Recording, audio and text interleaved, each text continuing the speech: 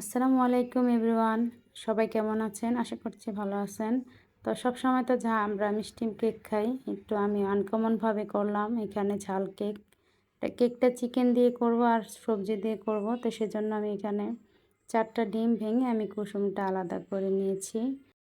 এখানে আমি 1 কাপ ময়দা, 1 চামচ কর্নফ্লাওয়ার, 1 চামচ হচ্ছে এখানে খাওয়ার সোডা, আমি আধা চামচ দিয়েছি আর কি। দিয়ে আমি এগুলি শুকনো উপকরণগুলো চেলে নিলাম একটা বাটিতে। আর এখানে আমি ডিমটাকে ফোম করে আমি ওটাতে সামান্য 1 চামচ পরিমাণ হচ্ছে একটু চিনি দিলাম, আর এখানে ভ্যানিলা এসেন্স দিয়েছি।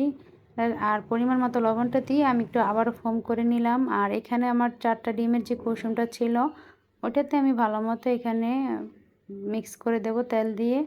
এখানে আমি সবগুলো উপকরণ মিক্স করব। এখানে আমি ছোট বাটির 1 বাটি নিয়েছি গাজর, আর 1 বাটি নিয়েছি হচ্ছে বাঁধাকপি।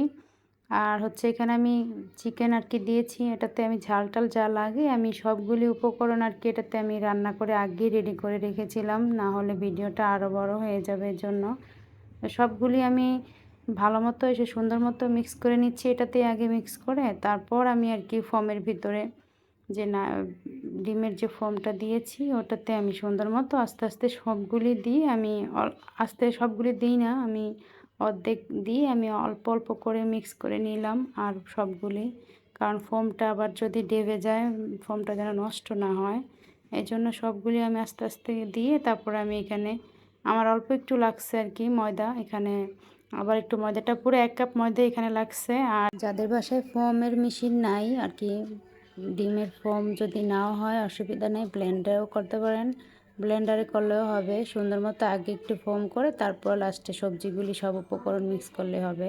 তো আমি এটাতে আগেই রেডি করে রেখেছিলাম আর তেল দিয়ে ব্রাশ করে, আর আমি এখানে চুলায় বেক করবো এই জন্য আর কি একটু দেখিয়ে দিলাম। আর উপরে আমি একটু সাদা তেল দিয়ে আমি একটু ছিটিয়ে দিচ্ছি, দিয়ে তারপর আমি আমার 45 মিনিটের মতো সময় লাগছে। তো আমি একটু কেটে দেখাচ্ছি যে ভিতরটা এত সুন্দর হয়েছে, সফট হয়েছে। যাদের ডায়াবেটিস আছে বা যারা চিনি কম খান, অতটা পছন্দ করেন না, তাদের জন্য কিন্তু বেস্ট একটা রেসিপি, আপনারা বাসায় চাইলে করে করতে পারেন।